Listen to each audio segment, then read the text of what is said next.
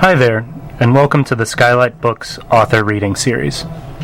If you'd like to learn more about us and our many upcoming author events, please visit skylightbooks.com, where you can browse our inventory, buy books, and join our Friends with Benefits Club. You can also follow us on Twitter, Tumblr, and Facebook.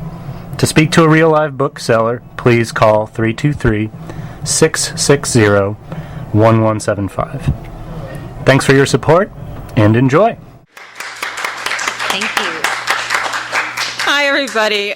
So I'm a historian at UCLA. I'm in the departments of history and African American studies, and I've spent about the last 20 years working on race, incarceration, and immigration control in the United States. I've written quite widely on Operation Wetback and the U.S. Border Patrol, and my new book, you see here, City of Inmates, is about the rise of mass incarceration here in Los Angeles.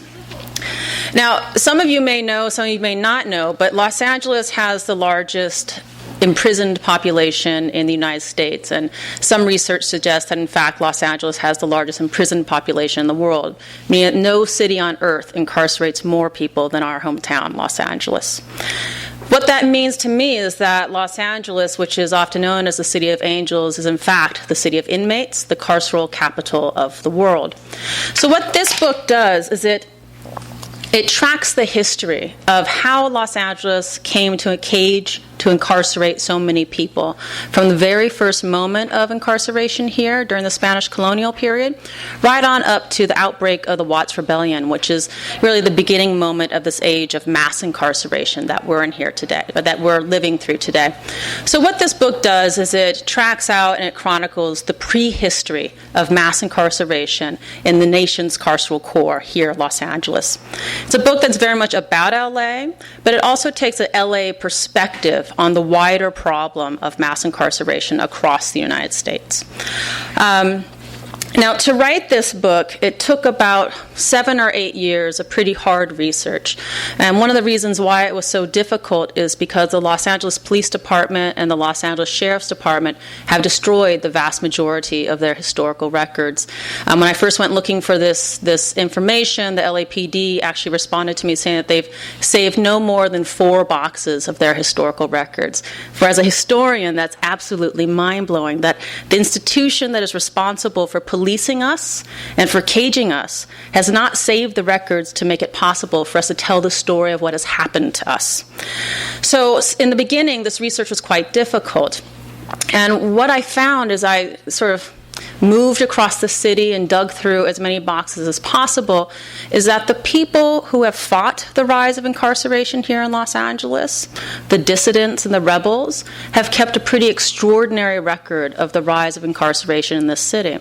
So in fact, what I discovered as a rebel archive, that is the people who rebelled against incarceration in the city, and an archive that survived LAPD and LASD destruction, made it quite possible to tell the story of what happened here in this city.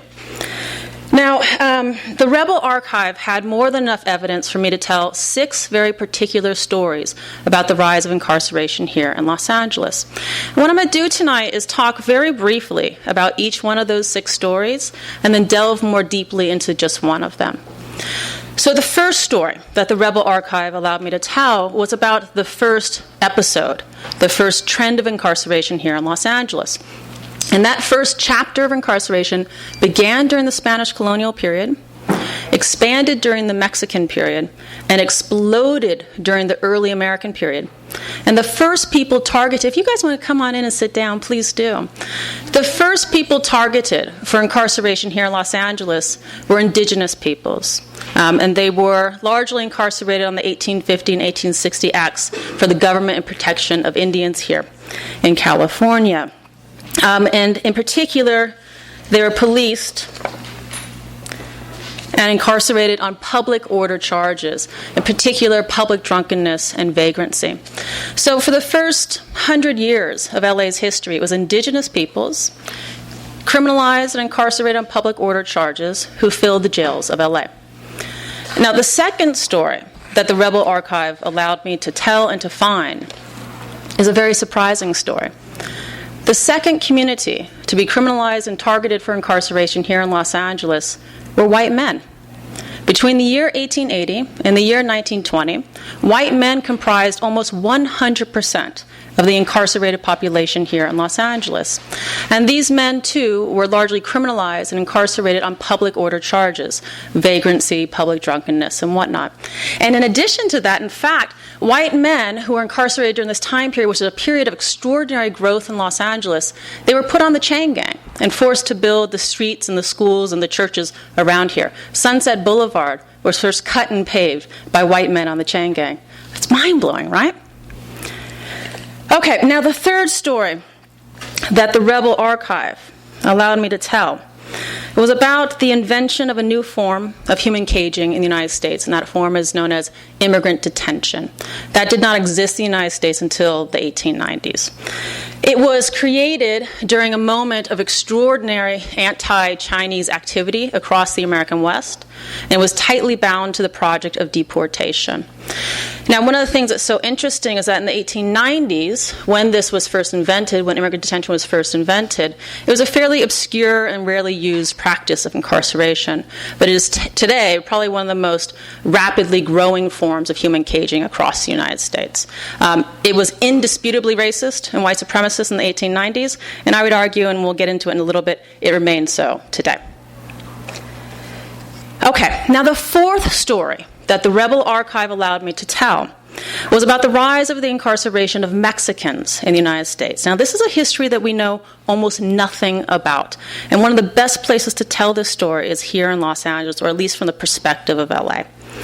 Now, Mexican incarceration in the United States first surged during the early 20th century.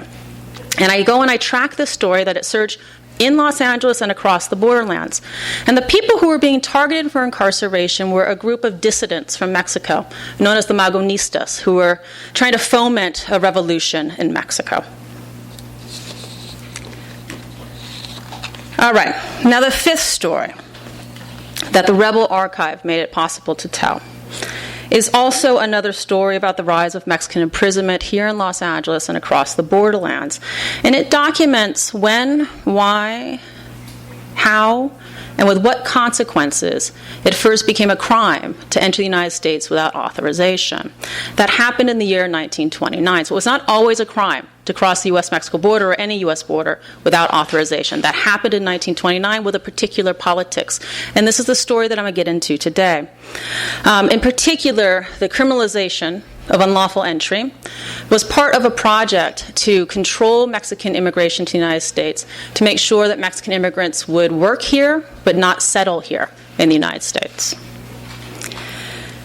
Okay, now the final chapter that I document in City of Inmates from this Rebel Archive is really the chapter that you cannot talk about mass incarceration without.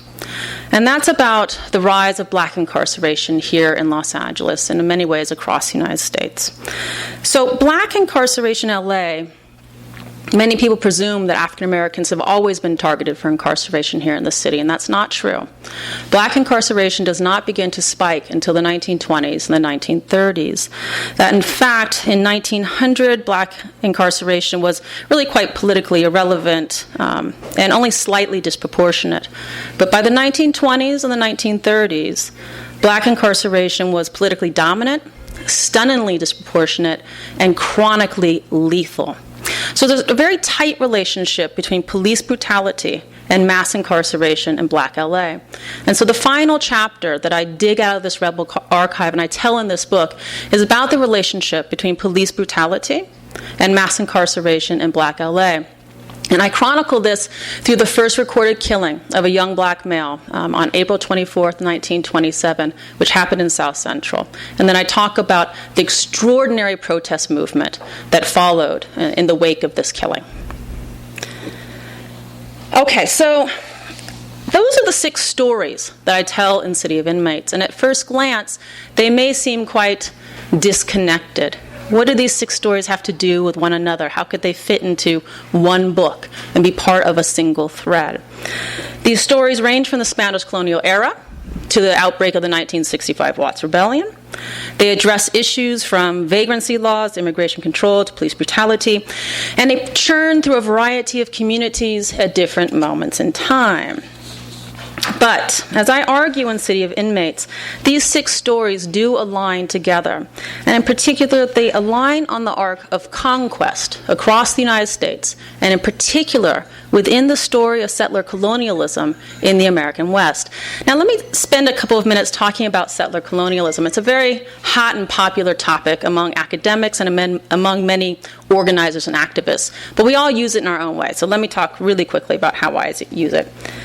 Now, I'm not sure if this video works, but if you do have phones, I encourage you to look at it.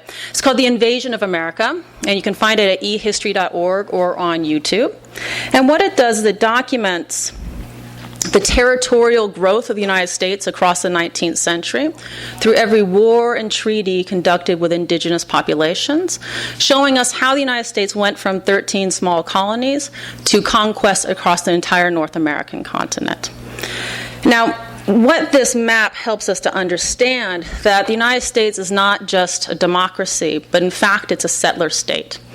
Now, a settler state is created by a particular strain of colonization that is called settler colonialism. What's important about this is that resource extraction, such as mining, and labor exploitation, such as chattel slavery, are not the principal goals of settler colonial projects. A settler colonial project, such as the base of the United States, is a project that seeks land. And on that land, the colonists envision building a new, racially exclusive, and sexually reproductive society.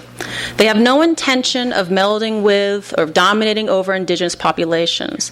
The goal is to obliterate and remove indigenous peoples and to replace them with a racially homogeneous and sexually reproductive colonial society. So the United States is in fact not a democracy, but a white settler society.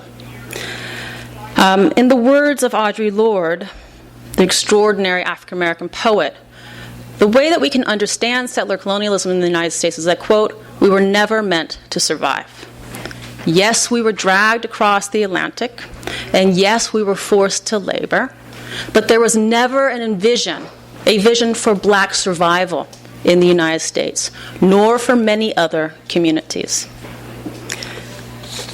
You can see this vision most clearly. Actually, you can see this on display at the Autry Museum near the zoo.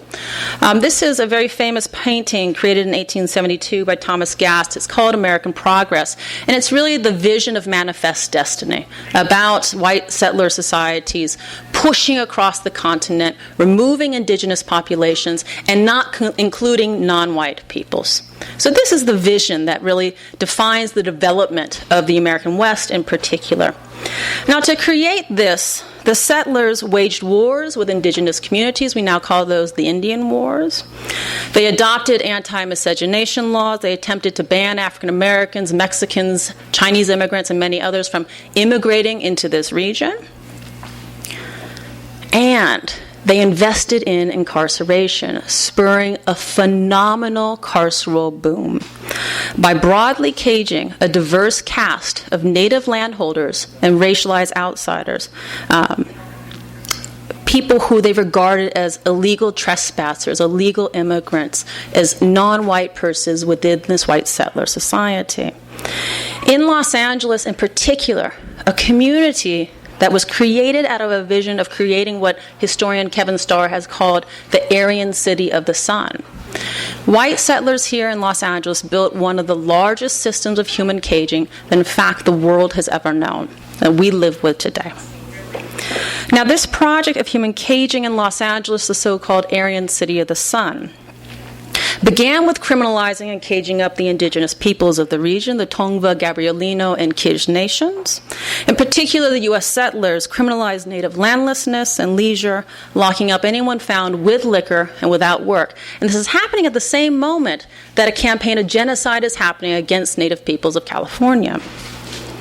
This was really quite an extraordinary project that not only removed native peoples from the street and put them in the jail, but subjected them to the extraordinary conditions of incarceration in Los Angeles, which branded native peoples as vagrants and as outcasts, and a community that their villages and their families had dominated for thousands of years, and exposed them to all sorts of diseases that helped to accelerate indigenous and native population decline throughout the 19th century.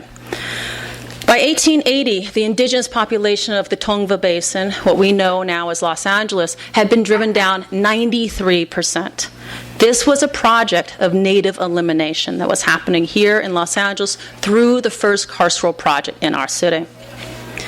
By 1880, because this indigenous population had been driven so low through genocide and through incarceration and other practices, the practices of incarceration here in Los Angeles changed. In particular, the settlers criminalized and caged up thousands upon thousands of poor white men, but especially the poor white men, itinerant men, who had been dislocated by the rise of corporate capitalism after the U.S. Civil War, and men who were widely disparaged for being so-called tramps and hobos, for migrating constantly, for living in homosocial, all-male communities, and loving in homosexual ways.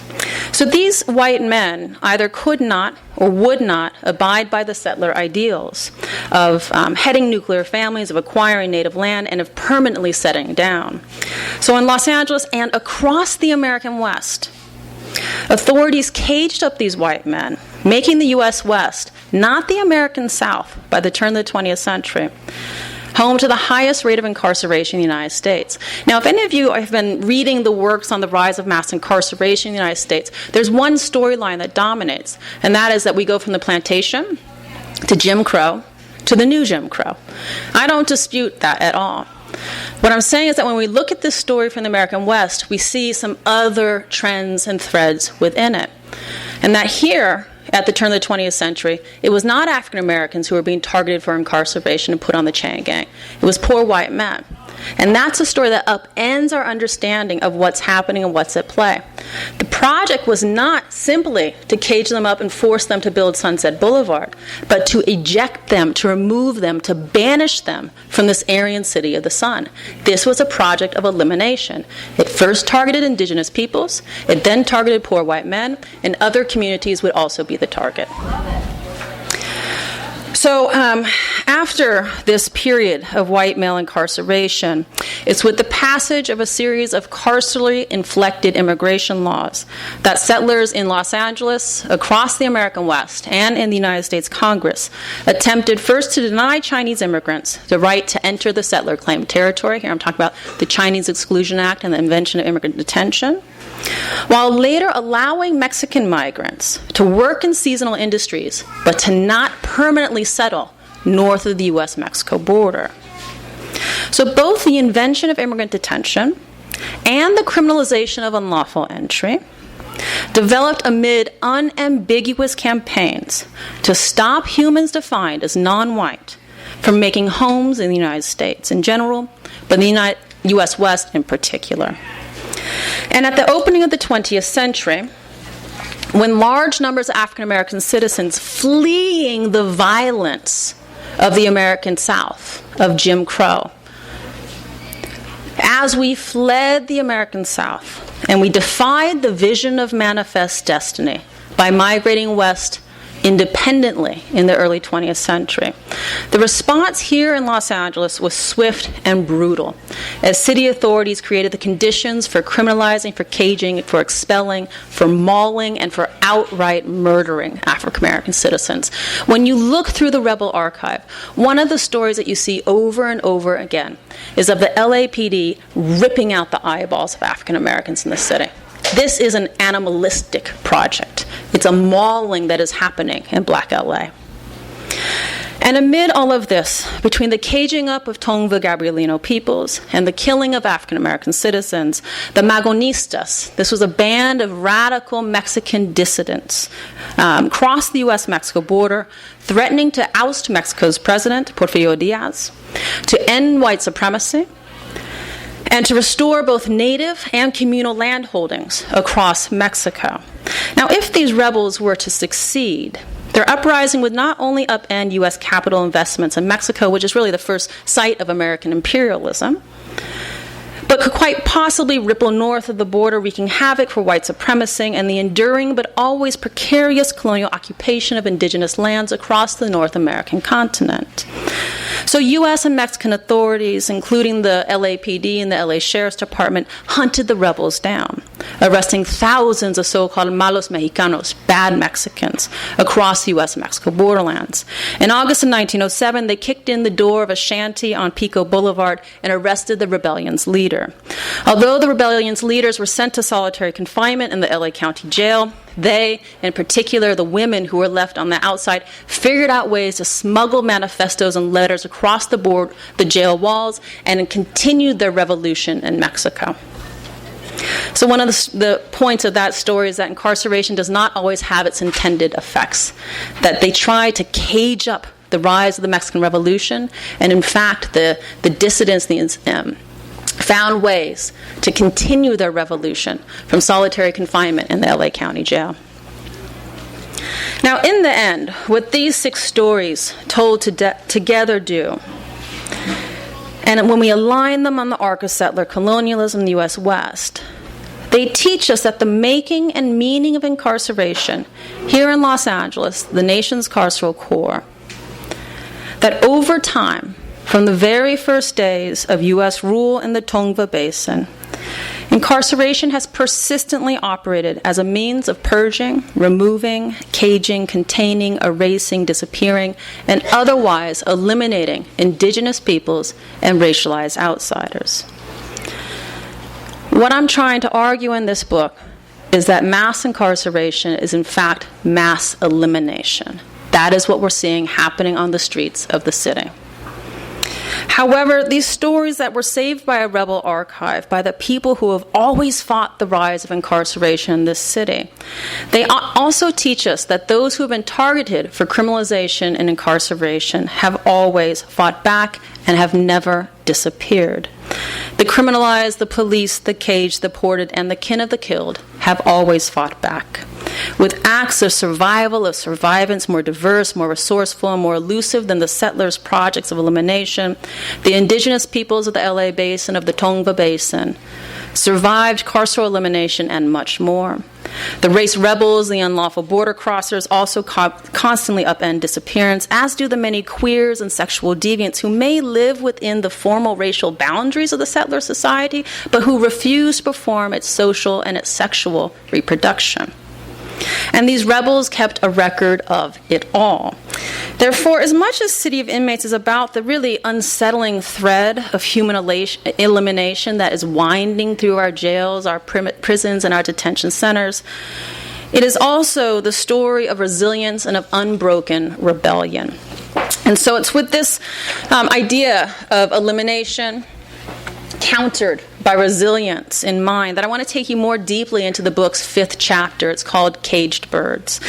This chapter in particular unmasks the very close relationship between immigration and incarceration.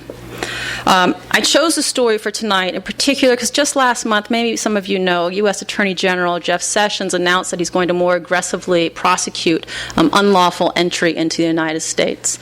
Now, what this chapter does is it tells us where that crime came from, why it was invented, and how it's at its core a racial project here in the United States. And so this is very much a living history about imprisonment and incarceration. Now, in the year 1900, very few Mexicans lived in the United States.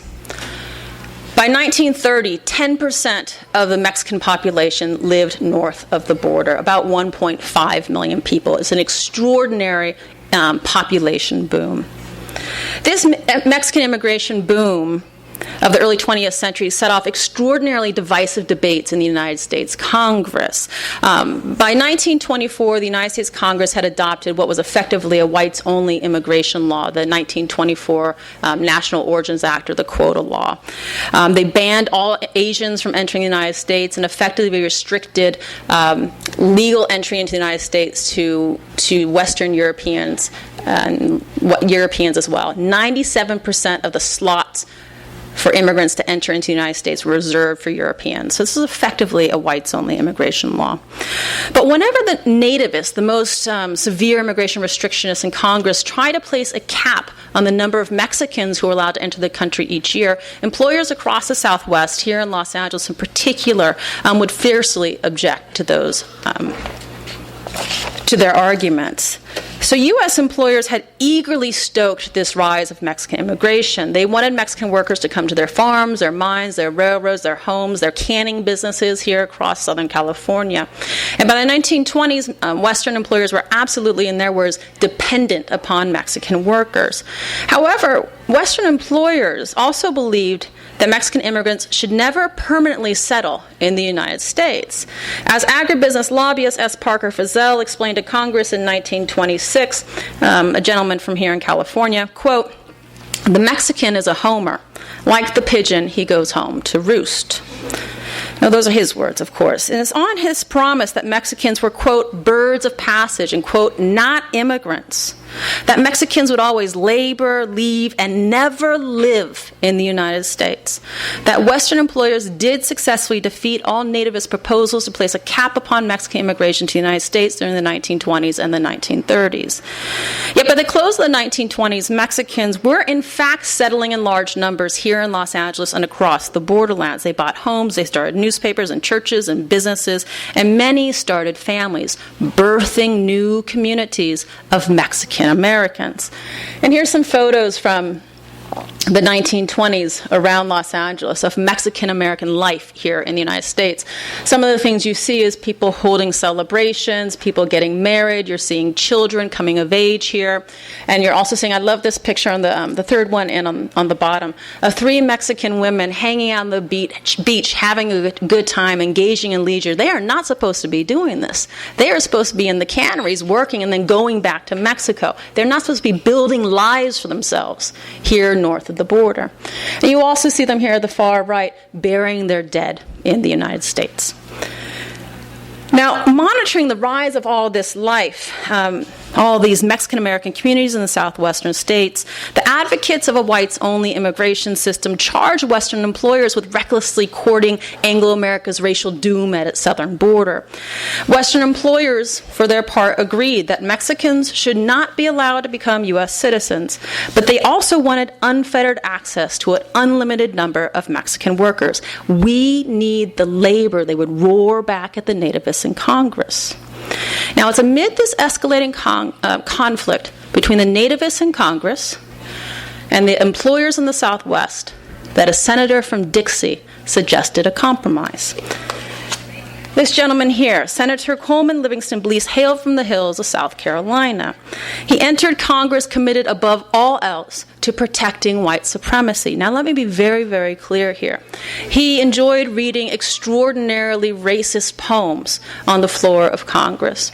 He advocated lynchings during the 1920s. Many public officials would not do that during the 1920s. That was even beyond the pale for them. This man did it. In 1929, as immigration restrictionists in Congress and employers in the Southwest tussled over the future of Mexican immigration to the United States, this is the man who proposed a way forward. So what happened is that according to U.S. immigration officials, Mexicans made 1 million authorized and lawful entries into the United States during the 1920s. What this means is that they arrived at a port of entry, they paid an entry fee, and they submitted to any required tests, such as a literacy test or a health exam. However, as U.S. immigration authorities also reported during this time period, many other Mexican immigrants did not register for lawful entry. Why would they not do this? Well, one, it was an inconvenience to go to a U.S. port of entry when you could simply cross the border, as people had been doing for generations.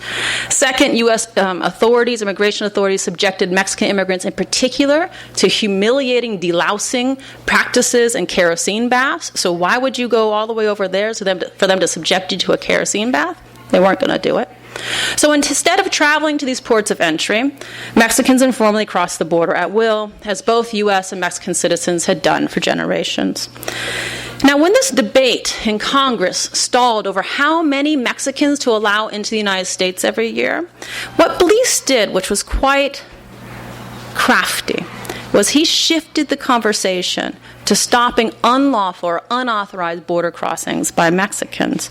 And he did this by suggesting the criminalization of unmonitored entry into the United States.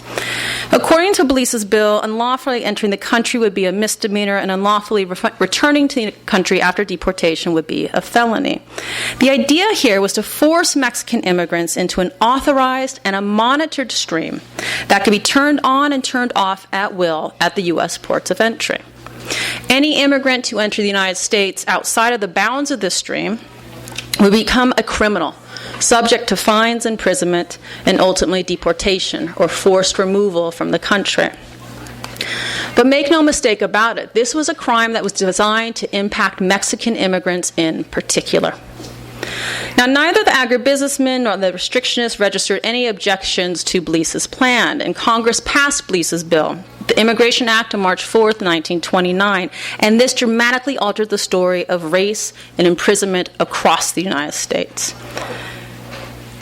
With stunning precision, the criminalization of unlawful entry caged thousands of Mexico's proverbial birds of passage. Within 1 year, U.S. attorneys prosecuted more than 7,000 cases. By the end of the 1930s, they had prosecuted more than 44,000 cases.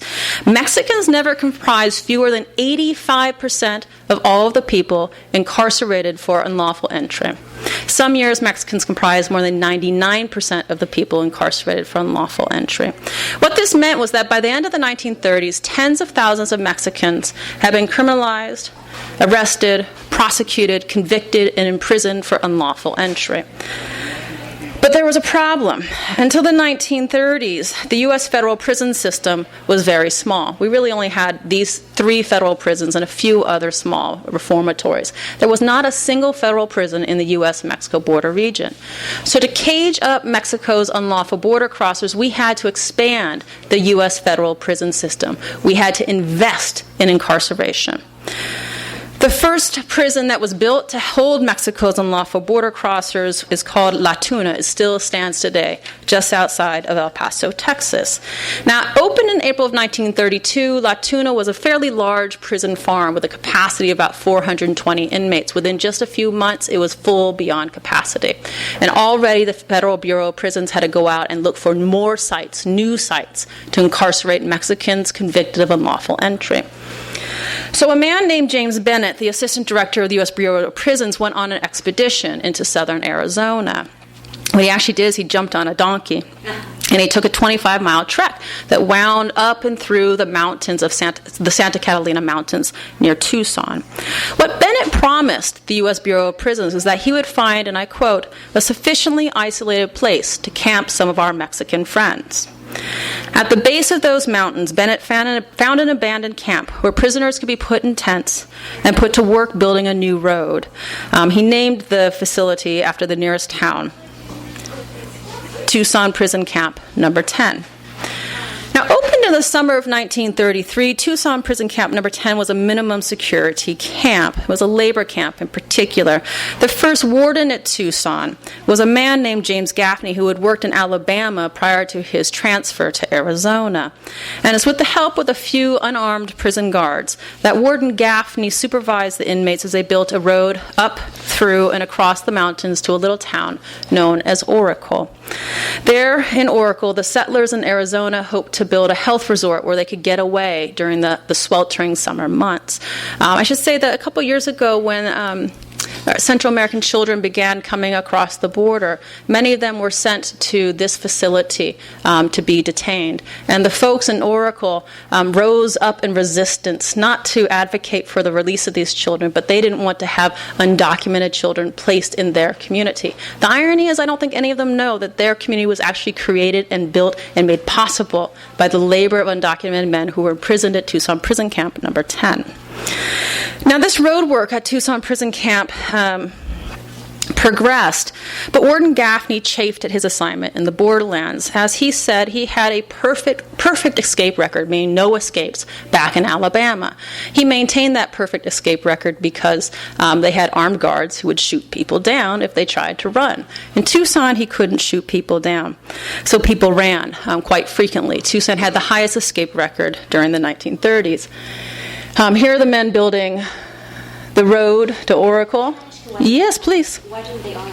I mean, doesn't that make sense that they were just arming themselves? You know, they don't say in the record why they weren't armed. My guess is because they're immigration offenders. I'm not sure. Here are some of the stacks and stacks and stacks of reward cards that were being issued to bring these men back. Warden Gaffney had an explanation for why so many Mexicans were running away. In his words, these escapees were, quote, young Mexicans with very few brains, if any. I would suggest it was in fact a very intelligent assessment of camp conditions that drove them to run from Tucson prison camp number 10. Building the road to Oracle was extraordinarily dangerous. There were 2 deaths and numerous injuries within just the first year of work. Now, Gaffney also was a man with experience in the Southern penal system, one of the most brutal penal systems in the United States. And what he did is he took the tactics and the practices that he had developed against African American prisoners, in particular in Alabama, and transferred them to the Arizona borderlands. Now, one of the penalties in Alabama prisons was that when someone spoke up or was disobedient, you would put them in what's called the box. You all familiar with the box?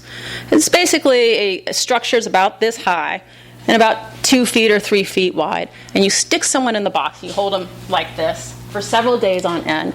You effectively break their body because they cannot move a muscle for multiple days and sometimes multiple weeks. They sit in their own urine, they sit in their own feces, and they bake inside these boxes. What Gaffney did is he transferred this tactic to the Arizona borderlands. But what he did is he went out to the desert, dug a hole, and dropped people in it and put a steel grate on top of it and let them bake out there in the desert. So guess what the Mexicans did? They ran. Anytime they could get a chance, they ran. Okay, now, despite the establishment of La Tuna in 1932 and Tucson Prison Camp in 1933, the Federal Bureau of Prisons still faced a carceral capacity crisis in Southern California in particular. You're all thinking, where the hell is Los Angeles in the story? I'm getting there. In particular, federal authorities in Southern California had no facility to hold immigration offenders. Without any federal prison in Southern California, most of the immigration offenders had to be sent to county jails. They, in particular, were sent to the LA County Jail to serve their time. But by the late 1930s, the LA County Jail was overcrowded and couldn't take any more immigration offenders. So in 1938, to address the federal carceral capacity crisis in California, the Bureau of Prisons opened Terminal Island, a federal detention and prison just outside of Los Angeles. Now, Terminal Island is still an operating prison. This is where it began. Point here is that by the end of the 1930s, the criminalization of unlawful entry had bulged the federal penal system and expanded it across the U.S.-Mexico borderlands from El Paso to Tucson to Los Angeles. As intended, Mexicans comprised the overwhelming majority of immigration offenders, having agreed upon nothing else but the need to control Mexican settlement north of the border. The nervous nativists and the Western employers of the 1920s had made a penal compromise to confine Mexican migration to authorized and presumably controllable pathways. Now, in capturing Mexico's so-called birds of passage who dared to violate the negotiated terms of managed entry, Mexican imprisonment boomed across the borderlands, put the first federal prison in Los Angeles, and filled it with Mexicans who, after term of incarceration, would be deported, forcibly removed from the country. And here I should also add that Terminal Island, like Tucson, begins to hold Mexican immigration offenders, but during World War II, can anyone guess who begins to be sent to these facilities? Japanese and Japanese Americans who defy internment and are imprisoned for their defiance are sent to Tucson and sent to Terminal Island. So these facilities become recycled. All right. The issue, though, is that stopping Mexican settlement north of the border, not Mexican migration, not Mexican labor, but Mexican settlement north of the border, was also a project aggressively pursued by city elites across the Southwest. And this was nowhere more important than in our hometown, Los Angeles. Now, why is that? Well, LA by 1929 was home to the largest Mexican population anywhere in the United States. In fact, Los Angeles had the largest number of Mexicans in any city other than Mexico City. Yet in Los Angeles, many local elites regarded our hometown as the Eden of the Saxon home seeker. Aren't my words, that's theirs. In fact, they aggressively pursued this idea that LA was the Aryan city of the sun or the nation's white spot. So the question was, could city leaders in the Aryan city of the sun contain the rise of Mexican American life? Could local employers, as promised before Congress, extract sweat from Mexican laborers while denying Mexican people the right to full and permanent lives in the city? And these were the unanswered questions of race and labor during the 1920s. In fact, they are unanswered questions of race and labor in the United States today that made Los Angeles and make Los Angeles ground zero for an unfolding social experiment in the pursuit of Mexican permanence in the United States. Now, the LAPD in particular did its part in stilling the rebirth of Mexican Los Angeles. What they did is they began arresting and incarcerating larger and larger numbers of Mexicans in the city. Public order charges led the incarceration of Mexicans here in Los Angeles. This is important because the discourse in the papers and by the police chiefs and by others was that Mexicans were violent criminals and needed to be locked up. But in fact, when you look at the documents, it is public order charges, vagrancy, public drunkenness, that led to the incarceration of about 86% of the arrests here in Los Angeles, of Mexicans in Los Angeles. Now, this charge profile matters because much like U.S. immigration restrictions, public order charges restrict how a person can live or their right to be within a jurisdiction. Of course, public order charges broadly restrict how any person can occupy public space. You can't pee in public. You can't sleep in public. But they disproportionately and they systematically target people who are underemployed and undersheltered. If you have a home or if you have a job, you pee in home or at your job. If you don't have either of those two things, you can do it in public, right? So the underemployed and the poorly sheltered are disproportionately impacted by public order charges. During the 1920s and 1930s, Mexicans were certainly poorly sheltered and underemployed. They lived much more of their lives in public than homeowners and the regularly employed. By imprisoning Mexicans on public order charges, for imprisoning them for living, for loving, for sleeping, and for lounging in public, that was their crime. The LAPD effectively stripped thousands of Mexicans of the right to be in the city, of the right to live in the city. And here's an image from the 1930s of Mexicans hanging out in what we now know as Olvera Street in the plaza. But Mexicans fought back in the city. Among them were a group of Mexican mothers known as Las Madres Mexicanas who raised money to support the large number of Mexican men who were being incarcerated in the city during the 1920s and 1930s. One of the men that they helped was a man named Pedro Gonzalez. And in so doing, they countered an extraordinary move made by authorities in Los Angeles to cage the very heart of Mexican life in the United States. Have any of you heard of this man, Pedro Gonzalez? One of the most important figures in Los Angeles history and in Mexican-American history. Now, Pedro was a typical immigrant of the early 20th century. He was born in the late 19th century Mexico. He crossed the border during or soon after the Mexican Revolution. He did not come alone. He brought his family with him, and he moved straight to Los Angeles, as many people were doing. When he arrived, he engaged in casual labor at the dock. At the dock, he liked to sing while he worked. And a manager overheard his voice and was like, you sing pretty good. Why don't you do some more of that? He gained his confidence. He saw an ad that some local radio stations, employers were looking for people to write jingles so they could sell Folgers coffee and toothpaste and whatnot to the growing Spanish-speaking population of the region. And by 1929, Pedro had his own band and his radio program. They were largely selling these products to the Mexican population, but he was also cultivating community among Mexicans in LA. He was the first person to broadcast in Spanish from Los Angeles, transmitting on an extraordinarily strong and clear signal between the hours of about 4 a.m. and 6 a.m. This signal reached into northern Mexico, it reached into Arizona, and even got into New Mexico. What he did was he was reaching an audience of Mexicans who were waking for work in the borderlands. For them, Pedro belted out what are known as corridos, Mexican folk songs, that tell the stories of everyday living. Now, historians who write about Pedro like to talk about this one song that he wrote about a dishwasher and his struggles with racism and labor in the United States. Pedro certainly sang that song, but most of all what Pedro did is he sang love songs. Indeed, Pedro's program did not play the beats of labor, itinerancy, or marginality that employers or Anglo-Americans envisioned as the sole rhythm of Mexican life north of the border. He strummed, in fact, he hollered about love. He also dissented against the mass deportations of the 1930s, and he rallied his listeners to join him. All of this made Pedro Gonzalez the most famous and, in fact, the most infamous Mexican living in the United States during this time period. Now, as Pedro's popularity soared, his band, Los Madrugadores, the Early Risers, became one of the busiest Mexican bands playing north of the border. And to advertise their shows, he had images like this made up and plastered on the sides of buildings, on a street post across the borderlands.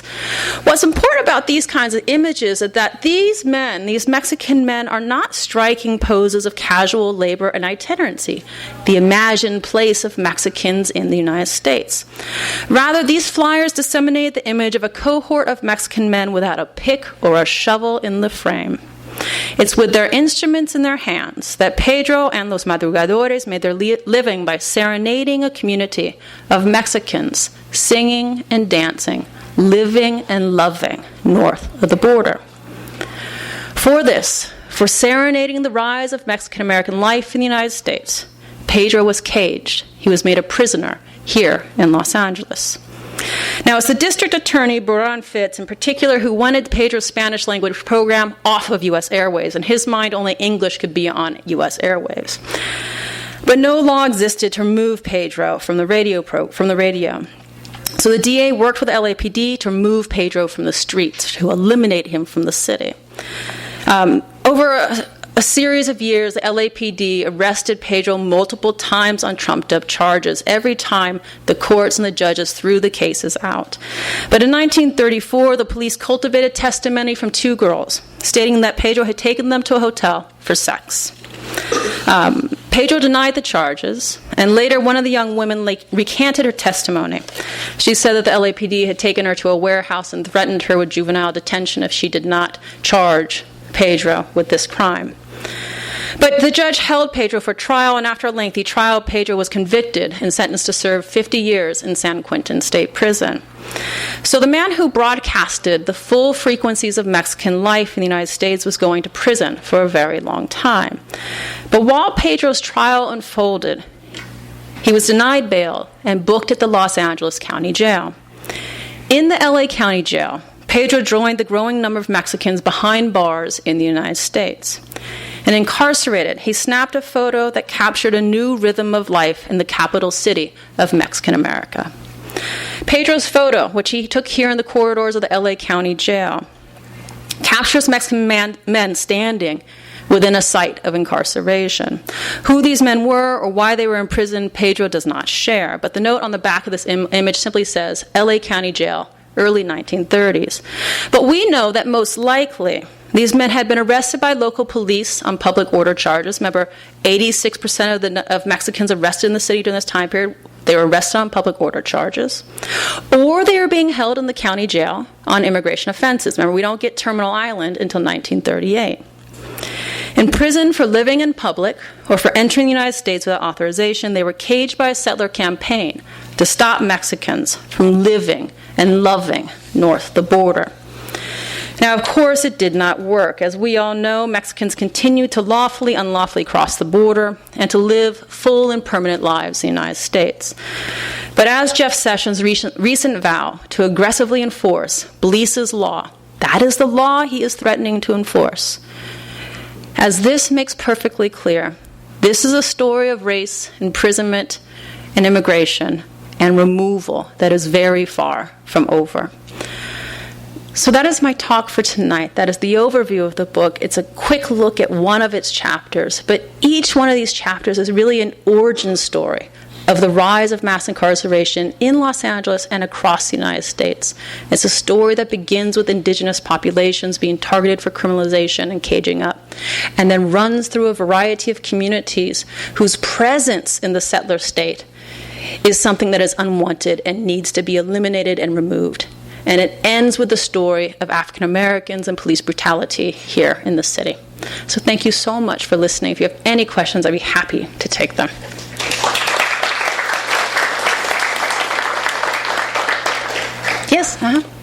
Then I'll see. So the free speech survived. Free speech survived this type of prosecution, but English only. How does that weave into the history of? Because I can see how they really want to fight those airwaves, and I'm just trying to think. They probably didn't let that go really easily, right? Well, certainly. So the questions about free speech in the U.S. airways, I mean, there's a separate set of debates that happen and struggles that happen over free speech and the Wobblies and the socialists in particular in the early 20th century here in Los Angeles, also at La Plaza. L.A. passes a series, like many other cities, of very restrictive public speaking bans, and that catch up the Magonistas and the socialists and others, and lots of people are actually incarcerated on violating public speaking orders, not getting the right permit, having too many people who are blocking the street, whatnot. So this is a bit of a separate, the free speech issue is a little bit separate for the radio airwaves piece. I don't know the particularities of the story, but I think if we turn on the radio today, we know that Spanish can certainly be heard on the airways today, and there has been no ban placed upon that. So it's always that capitalist fight for the market that's allowing the privilege, but it's that war between. So it's market capitalism that's driving the integration. Yeah, so this is a book that is about capitalism, and it's about white supremacy. But the theme that I'm trying to lift up is it's also about settler colonialism. That incarceration has a project of extracting as much profit that we can out of caged bodies along the way. But that's not the punchline. The punchline is elimination. That Richard Nixon, who invented the war on crime and the war on drugs, once predicted that African Americans will not live another 500 years in this country. This is the mind, this is the man who gave us the war on drugs. They're going to make a whole lot of money off incarcerated people along the way. They're going to use incarcerated labor to make Sunset Boulevard, to build LA High School, to build La Plaza, all of that, or go across the country and find other ways in which incarcerated labor is being used. But that's not the punchline. The punchline is removal and elimination. So that's sort of the story. We have to talk about capitalism. We have to talk about white supremacy. But I'm trying to move this conversation just one step farther to talk about what's really at stake. And that is that not all of us who are in this room are really supposed to be here.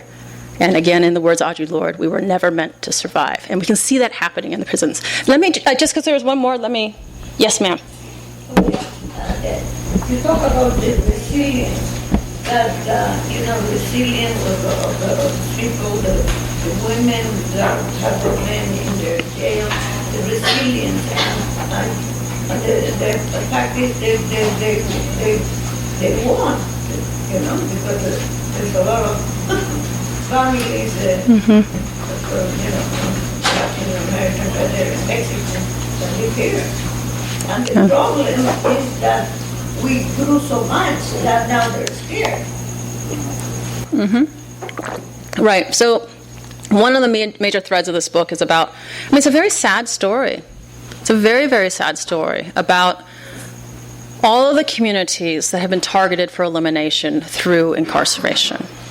That is it's a story that weighs heavy on my soul.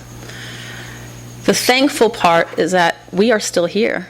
And we are here because of the work of all these rebels and dissidents who fought and created space for us.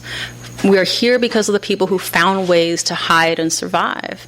The resilience is just as real as the eliminatory capacity of incarceration. And usually when I give these talks, I bring one of the organizers who's working today in Los Angeles in the struggle against mass incarceration, and they can speak to the ongoing campaigns against mass incarceration writ large, but also the soul of the struggle about finding space for all peoples, all forms of humanity on this land, in this place. So you're right, the book is about the two. It's about elimination and resilience. It would just be too sad of a story to read or to write without the story of resilience. And Paige is a big part of that. Yes? Do you touch upon the forced sterilization that was happening at that time too? Was it the prisons and the asylums? Yeah, so she raises the point about forced sterilization, which has happened to incarcerated peoples. Here in Los Angeles, we've had No More Bebés. It was a documentary that recently came out and exposed what was happening around World War II with Latina and black women in particular. I don't talk about that story, but I'm really glad that you raised that point.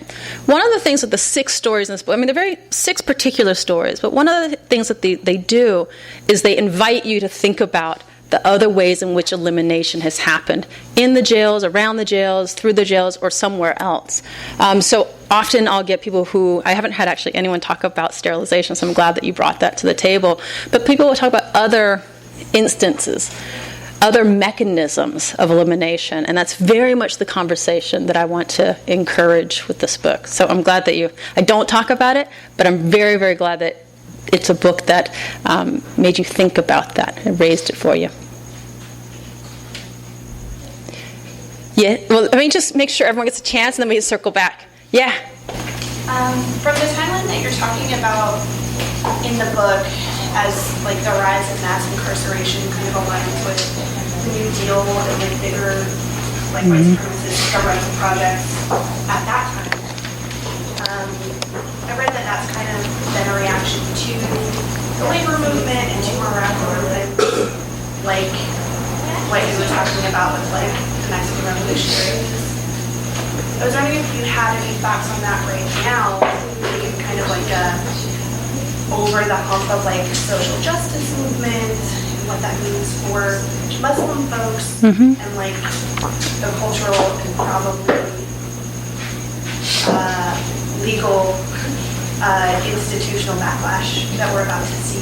Those movements. Yeah, absolutely. So one of the things I'm trying to talk about is the way in which carcerality, or this kind of logic and culture of punishment, has been with us since the very beginning, and it has shifted and has ebbed and has targeted multiple communities over time according to the specific needs of that moment. And we're definitely in a moment where our Muslim brothers and sisters are being targeted and criminalized and locked up. So I'm not sure exactly where this is going, but I think the issue that you're raising is a very strong possibility. We were on a track towards something called decarceration. I wouldn't call it liberation, but we were on a track towards decarceration. That has abruptly shifted within the last 2 months, largely with the announcements of U.S. Attorney General Jeff Sessions. 1, the increased prosecutions of unlawful entry, then 2, just this month, saying that the war on drugs is back on. We will undoubtedly see more black, brown, indigenous, and impoverished youth being sent to prison because of that. But the war on terror is also an evolving story in what's happening with who's allowed to be in a white Christian settler state. So, yes, I hear where you're going. As a historian, I'm not comfortable with making predictions. The economists do that, right? But I think it would fit within a pattern of the flexibility of the carceral state to dance and to move and to incorporate a new threat, including Muslim brothers and sisters. Yes? I was really fascinated by your mentioning of the kind of punishment of non-productivity. As I remember, you mentioned specifically in that time period where it was like poor white men who were being incarcerated at a high rate. I was wondering if you found a similar trajectory in other periods. Oh, that's a really good question. I don't know if I thought about it, but maybe we can think about it together, right? You can think about the ways in which vagrancy laws were used very aggressive against African Americans in the American South during that same time period. And that's perhaps they were electing to be unproductive or to seek other employment, and they criminalized that, would lock them up. So if you were found without work, which you could easily do if you left one planter and you were going to another, or if you were trying to escape the South and go north, you were effectively unemployed and thereby a vagrant. That would be another example of criminalizing an unproductive moment. I think that's absolutely true. So again, we're talking about the thread of capitalism that's through all of this profit-making and the criminalization of unproductivity, that our bodies must be at work at all times. I think we could think together and find other examples of that historically. It looks like you have an idea. Well, I had another question, which is I think you mentioned specifically that some of those men were believed at least to be homosexual. And so, I mean, do you find that there are other patterns of promoting certain kinds of sexuality, even in other lives, privileged positions that kind of like tie into these themes? Yeah. And then it seems also complicated by the fact that there's also an attempt to restrict people who aren't white from having more children or to be more kids. So kind of like going both ways, like trying to control, I don't know, skin production. To me, this is the value of settler colonialism as a concept, because it's very capacious to think about the variety of ways that race is disciplined, that sexuality is disciplined. So if the white settler state is racially exclusive and has to be internally sexually reproductive, right? That is a call for heterosexuality and in heteronormative families. That call has shifted a bit over time to include gay and lesbian coupling, but adoption, right? That we must be internally reproductive, but it can happen in new ways. But it is always confining to the story or in the complexity of human sexuality. So that, to me, is the sort of the value of this concept, is that we can talk about capitalism, we can talk about patriarchy, we can talk about white supremacy, we can talk about all of that within one shared thread. So one of the things that's been happening on the ground is that the plantation to prison narrative is extraordinarily valuable. It's extraordinarily valuable. Without that optic, that analytic, we wouldn't be at the place where we are of resistance right now. But it's very difficult for a variety of communities to find their history in that story. And there are other stories that must be told so that we all can march together to end mass incarceration. And settler colonialism is one way to do that. It's not the only way to think about the rise of mass incarceration. But it's a bit of a way that I'm using to sort of elbow open a little bit of space for a lot of aggrieved communities to talk about what is happening to us in a variety of ways. Okay, yes? The problem I have with your argument is that I don't think identity is a real strong position. I understand identity and history, but we are experiencing the greatest wealth divide in history, and it is accelerating at an expanse that the argument for race can't even begin to approach. There are judges now who are saying if a person doesn't have a place to sleep, they have nowhere else to sleep except in public. And this is incorporating vast numbers of white people. And we're seeing some blame factors and some mechanisms going into play. But the fact remains, we will all eventually be in a set that's not participating in institutions. We're just not. We will be falling out economically out of what the global economy is moving towards. And so it doesn't matter our gender, our sexuality, our race. None of that really matters. We'll all be in this boat, and we'll be getting gradually browner.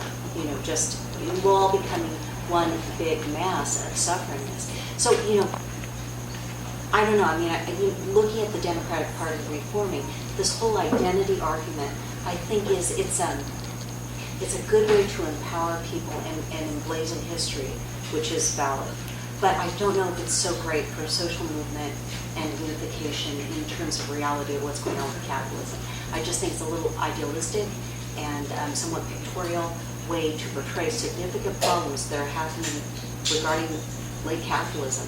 And it's not giving us the mechanism we need to fight what's happening to us more rapidly than the argument of races. That's my point. Do you have an answer? Yeah, so I definitely have a response. So the question or the comment was about the importance of race as a concept when we are confronting late capitalism and a problem that is essentially an economic problem or a problem of capitalism. Is that fairly? A retreat of resource to the wealthiest families in the world. Sure. So rapidly. Yeah, absolutely. And I don't in any way want to excise capitalism from the story. In fact, it's actually core to the story. But we have to remember that capitalism was made through the slave trade, that race and racialization, racial capitalism, they're part and parcel of the same thing. I actually strongly disagree with you that we can disentangle racialization and dehumanization from profit-making and capitalism, that we have to talk about them together. I don't know if you've read the work of Cedric Robinson on racial capitalism.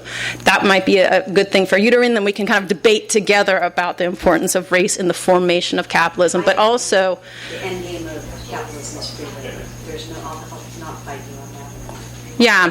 The other thing is that race is, as Stuart Hall says, the way in which we experience class. And it's an extraordinarily viable way of thinking about how to protest capitalism as well. So I think this is a very old debate, right? This goes back to certainly the debates among the communists of the 1920s and 1930s. Is it race or is it class? You and I could go on all night about this. No one has resolved this problem. I am of a different position. I think that race is absolutely central to the analytic of the growth and the expansion and the making and the meaning, the operation of capitalism, certainly here in the United States. That maybe we could talk a little bit differently in other places, but certainly here in the United States. And will race always exist? Well, I don't know if race is always going to exist. I hope it doesn't. Right? Race is fundamentally about dehumanization, about creating an other. Whether or not it will always exist, I can't possibly answer for you. We can work together, though, and try to bring it to an end, absolutely. Right on, sis. Is there any other questions or comments? That was lovely. Thank you so much. Oh, you're welcome. Yeah, thank you. Okay, I think we're done. Thank you. You've been listening to the Skylight Books author reading series. Don't forget, you can listen to this and all our other great podcasts at skylightbooks.com. Thanks again for stopping by, and we hope to see you soon.